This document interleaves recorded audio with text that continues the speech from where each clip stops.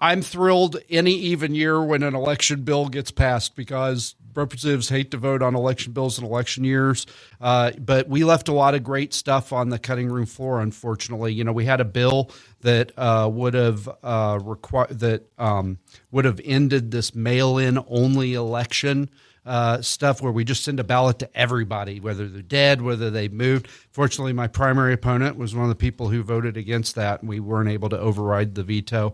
We also had a great bill about putting citizenship on the driver's license so that that poll worker could be that last line of defense to make sure that non-citizens aren't voting. If I have the honor of being the next Secretary of State, all that's on the legislative agenda. We're going to get that done next year. And another thing that, maybe let's look at moving these local elections into even numbered years.